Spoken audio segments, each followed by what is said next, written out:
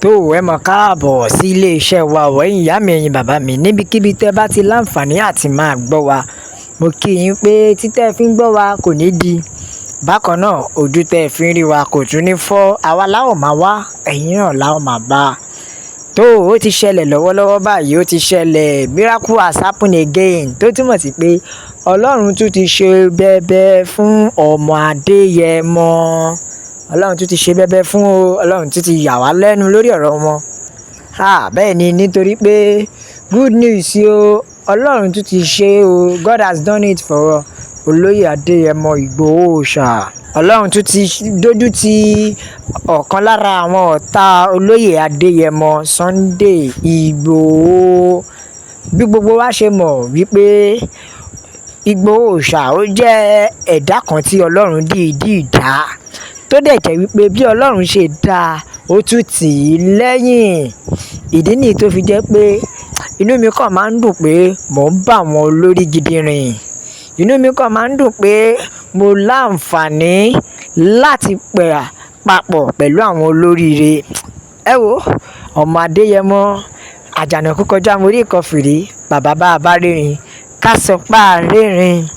Torí tí irú Olóyè Sunday Adéyẹmọ ò bá sí fún Yorùbá nation, ó ṣeé ṣe kó jẹ́ pé kọ́ má tiẹ̀ sọ̀rọ̀ ẹ̀, kọ́ má tiẹ̀ sọ nípa ẹ̀ rárá ní 20 years to this time, kọ́ má tiẹ̀ sọ ń pa ẹ̀. Ṣùgbọ́n nítorí pé Ọlọ́run wà, ó rán aláàánú gidi sí Yorùbá nation, òun ló ṣe fi irú Olóyè ọmọ Adéyẹmọ tì wá pé wá lọ dìde fún wa. Ẹ mọ̀ pé ẹni tọ́lọ́run bá ti wà lẹ́yìn rẹ̀ kò sí ẹ̀dá kan tó lè mú, kò sí ẹ̀dá kan tó lè pa. Ìdí nìyí tọkàn mi fi máa ń balẹ̀ pé ọmọ Adéyẹmọ máa jíṣẹ́ lọ. Tí gbogbo wa ò bá gbàgbé dáadáa, ṣáà mọ̀ pé àìmọye ìgbà ni wọ́n ti gbìyànjú láti pa ọmọ Adéyẹmọ, tó dẹ̀ jẹ́ pé Ọlọ́run ò gbà fún wọn. Àìmọye ìgbà, ṣé ìgbà tí wọ́n lọ ká bàbá mọ́lé ni, tó jẹ́ pé wọ́n gbìyànjú láti pa á débi wípé wọ́n dáná sun ilé wọn.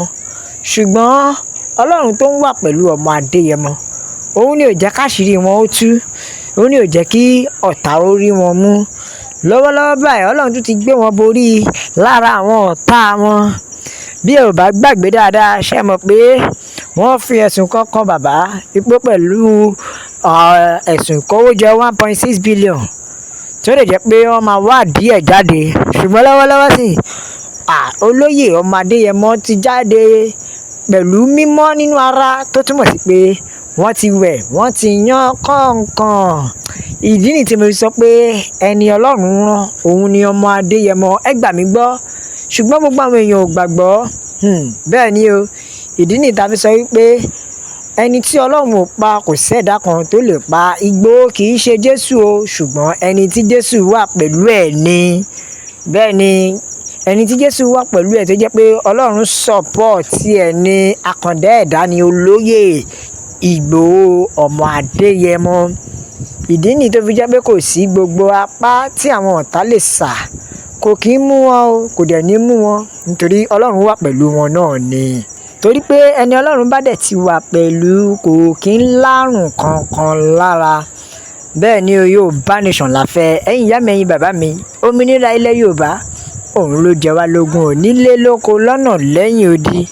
Ẹ wo, ẹ bá wa pín káàkiri, ẹ jẹ́ kó lọ viral pé Ọlọ́run máa ń dúró tì bá ọmọ Adéyẹmọ ni, ó dẹ̀ sì tún máa dúró tì lọ ni, nítorí wípé ẹni Ọlọ́run fẹ́ kì í ní àrùn kankan lára. Ẹ wo, ẹ jẹ́ ká ka àtẹ̀jíṣẹ́ àwọn èèyàn. Bẹ́ẹ̀ ni o, Yorùbá nation we stand. Bẹ́ẹ̀ ni, very soon òmìnira ilẹ̀ Yorùbá, èmi tiẹ̀ ti ń gbóòórùn òmìnira, nítorí pé ní ìtí ọmọ Adéyẹmọ tọ́lọ́run ti ń wà pẹ̀lú ẹ̀ yìí, òmìnira ti ń ṣúọ̀, ó ti ń dúró. Ẹ wò ó, Yorùbá nation la fẹ́, nílé lóko lọ́nà lẹ́yìn odi. Sunday Igboho ṣá is God sent, ẹni tí Ọlọ́run rán ni o. Chief Sunday Adéyẹmọ Igboho ṣá is God chosen person, àti wípé Ọlọ́run Olódùmarè á máa tẹ̀síwájú láti máa dáàbò bò ó ni o. Wọ́n ní ní orúkọ Jésù, Yorùbá nation la fẹ́, no going back. Bẹ́ẹ̀ ni o, Yorùbá nation ni o. Àkàndá ni ẹni tí Ọlọ́run fẹ́, ẹni tí Ọlọ́run rán níṣẹ́ kó wá gba Yorùbá nation là ni. so kò sí nǹkan kan tí ẹ̀dá kan lè ṣe láti lè rí pé bóyá àwọn fẹ́ já a bọ́, kò sí o. Wọ́n kàn lè gbìyànjú ni, nítorí ọmọ Adéyẹmọ jẹ́ nǹkan tó jẹ́ pé Ọlọ́run dúró tì gidigidi. So gbogbo ipá táwọn ọ̀tá bá lè sà kí wọ́n sà á, Ọlọ́run sì wà lẹ́nu iṣẹ́. Bẹ́ẹ̀ ni Ọlọ́run wà lójú iṣẹ́. Yorùbá nation no going back. Lórúkọ Jésù Kristi, a ò ní pàdánù olóyè ọmọ Adéyẹmọ o. Bẹ́ẹ̀ ni a ní pàdánù ọmọ Adéyẹmọ Ìgbòho ṣá. Bẹ́ẹ̀ ni a dẹ̀ ní pàdánù àwọn olórí wa náà, ìyẹn náà bákan náà Professor Banji Akintoye.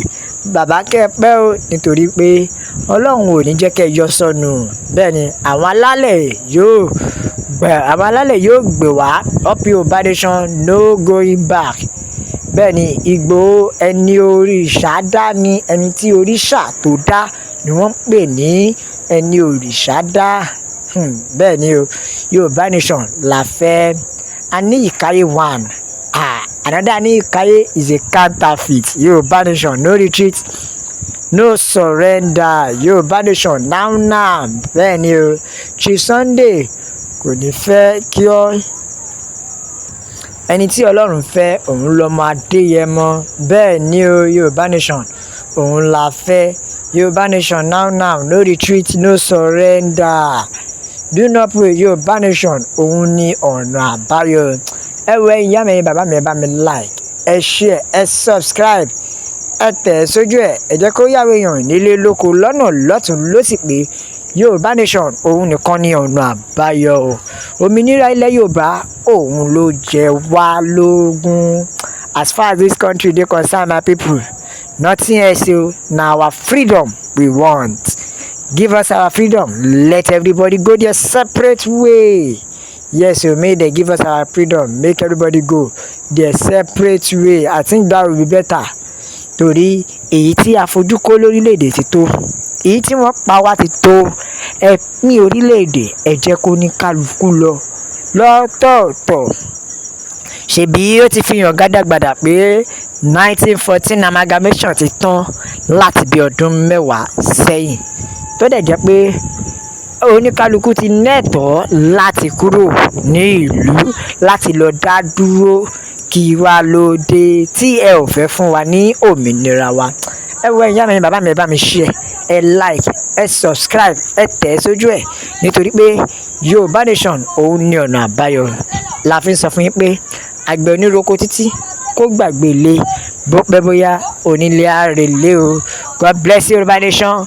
Ọlọ́run kó bùkún fún orílẹ̀-èdè mi o. Ó dàbọ̀.